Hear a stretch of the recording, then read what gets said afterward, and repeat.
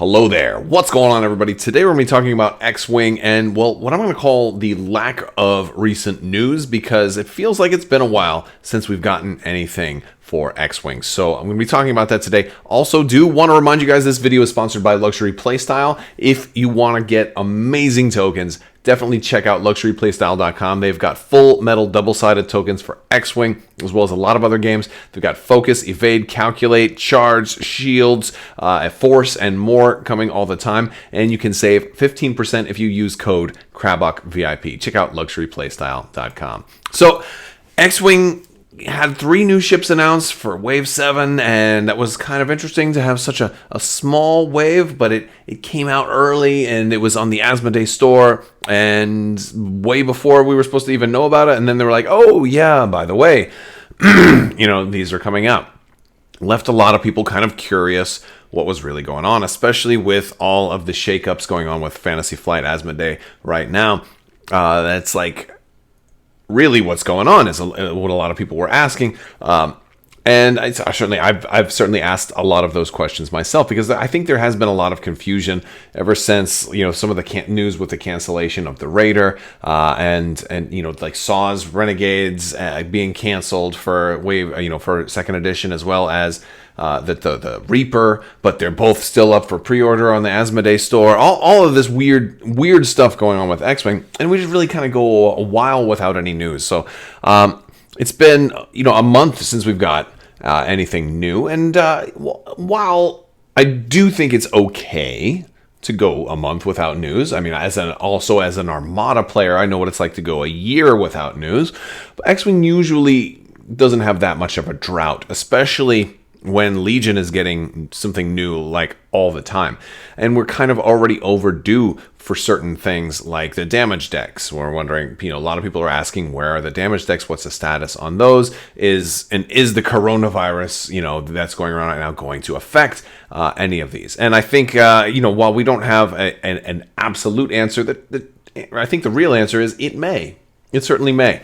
And if so, well, then that's really not anybody's fault. But there's a couple of other things that I think are worth talking about, because right now we got just a recent announcement of live streams to come up throughout the month of March, and there aren't any live streams planned for X-Wing in the month of March, which is a little bit surprising to me, because these 3 ships are scheduled to be out in April, according to the website. And usually when you've got a whole wave coming out, you tends to get, March would be, like late March would be perfect for like a live stream demoing some of these games. I would actually not be surprised if they ran multiple live streams, maybe 1 live stream per ship.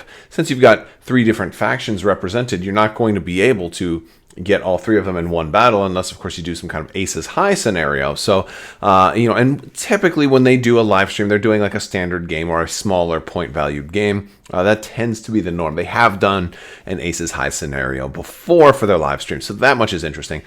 But I'm also wondering if there's not more to Wave 7 than this. Or maybe it was originally supposed to be a bigger wave and got cut in half, or just because it's just such a small wave. And certainly you could argue that it makes sense, because hey, here's some factions that actually really do need more ships, so maybe they should kind of go down to smaller waves. And instead of doing a giant a $500 wave where to get 1 of everything would cost you that much, smaller waves definitely make more sense, especially being more wallet friendly to a lot of consumers, especially people who want to collect multiple factions.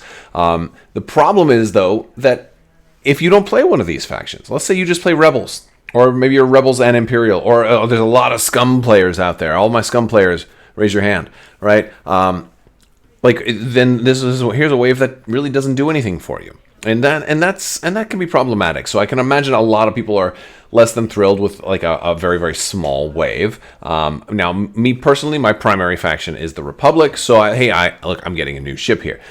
So that much is nice. Although I will still get all of them and unbox and review all of them. So they'll still, so if you want to see, early unboxings and close-up videos, be sure to click that subscribe button. Also, let me pause for a minute. Remind you guys, there is a new round of the giveaway going on right now. So if you're interested in winning a $25 Amazon gift card, all you have to do is be a subscriber and leave a comment on this or one of my videos. It's as simple as that. But yeah, so basically, that's one of the big questions that I have is there more to this wave? Were 3 ships just accidentally leaked early and then they decided to say, oh, well, this was the plan all along? I know if I was running a business and something like that happened, that's probably what I would do. I would probably be like, yes, this was the plan all along.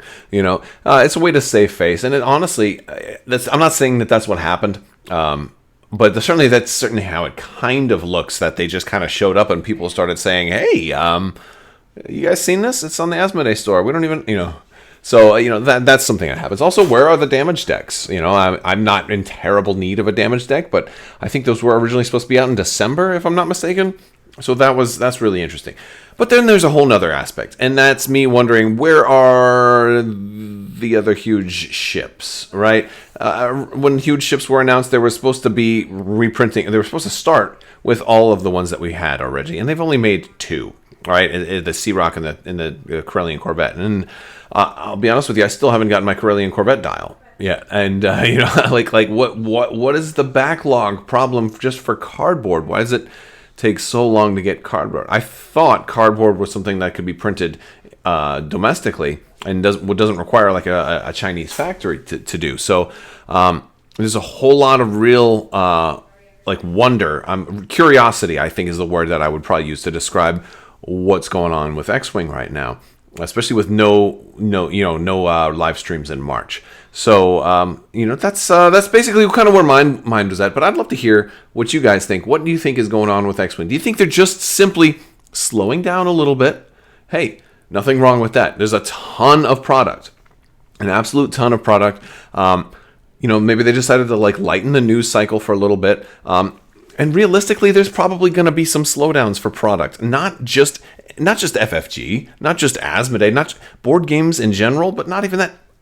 Everything, how much stuff is made in China, and with all the factory closures, there's probably going to be a backlog to get everything done, and that comes to every single step in the manufacturing process for so many products that you're going to be shopping for, let alone board games. You want to buy forks and knives, you want to buy Tupperware, you want to buy socks or shoes or a shirt or a water bottle or a new car, whatever. Any of that stuff is probably going to be affected by all of this stuff in one way or another. So it stands to reason that this is probably a good time to kind of slow the news cycle as far as new announcements and things like that go. I think the last live stream they did for X-Wing was only showing stuff we'd already seen anyway. So hey, maybe it's just going to be a light news cycle for X-Wing. Maybe they're saving stuff until Adepticon.